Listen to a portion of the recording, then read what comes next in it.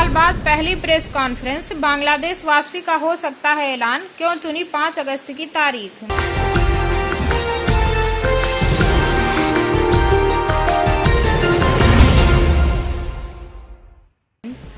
बांग्लादेश की पूर्व प्रधानमंत्री शेख हसीना 5 अगस्त को नई दिल्ली से एक वर्चुअल प्रेस कॉन्फ्रेंस को संबोधित कर सकती हैं। यह कार्यक्रम उनके बांग्लादेश छोड़ने के 2 वर्ष पूरे होने के मौके पर प्रस्तावित है। इसमें उनके देश लौटने की संभावित योजना, राजनीतिक दृष्टिकोण और भविष्य की रणनीति पर चर्चा होने की उम्मीद है। बांग्लादेश की पूर्व प्रधानमंत्री शेख हसीना के 5 अगस्त को नई दिल्ली में मीडिया से पहली बार वर्चुअल संवाद करने की संभावना है।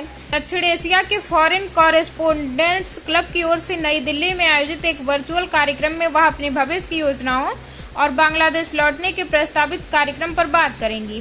बांग्लादेश में सत्ता से बेदखल होकर शेख हसीना 5 अगस्त 2024 को ही बांग्लादेश छोड़कर भारत आई थी।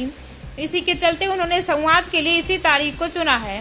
बांग्लादेश में छात्र आंदोलन के बाद उनकी आवामी लीग सरकार सत्ता से बाहर हो गई थी। तब से वह भारत में रह रही हैं। गौरतलब है कि बांग्लादेश की बीएनपी सरकार लगातार शेख हसीना के प्रत्यर्पण की मांग करती रही है। यह कार्यक्रम शेख हसीना की सरकार के पतन की दूसरी वर्षगांठ के दिन आयोजित किया जा रहा है। मीडिया रिपोर्ट्स के मुताबिक कार्यक्रम के आयोजकों ने बताया कि इस दौरान शेख हसीना बांग्लादेश वापसी की अपनी योजना की घोषणा करेंगी और देश के लिए अपना विजन पेश करेंगी। इस कार्यक्रम में शेख हसीना के बेटे सजीब वाजिद जाय भी शामिल होंगे। माना जा रहा है कि वह भी कार्यक्रम को संबोधित करेंगे। इसके अलावा आवामी लीग के नेता और पूर्व शिक्षा मंत्री मोहिबुल हसन चौधरी नोफेल के साथ पूर्व क्रिकेटर व सांसद साकिब अल हसन भी कार्यक्रम का हिस्सा बनेंगे।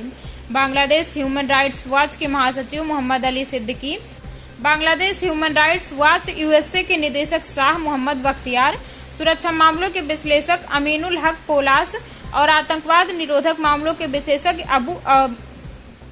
अबू ओबैदा आरिन भी कार्यक्रम में शामिल हो सकते हैं। इनमें कुछ लोग प्रत्यक्ष रूप से मौजूद रहेंगे, जबकि कुछ वर्चुअल माध्यम से जुड़ेंगे।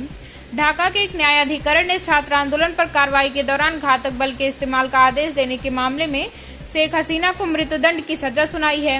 हाल के इंटरव्यू में हसीना कह चुकी हैं कि वह दिसंबर तक बांग्लादेश लौटकर अदालत के समक्ष आत्मसमर्पण करना चाहती हैं।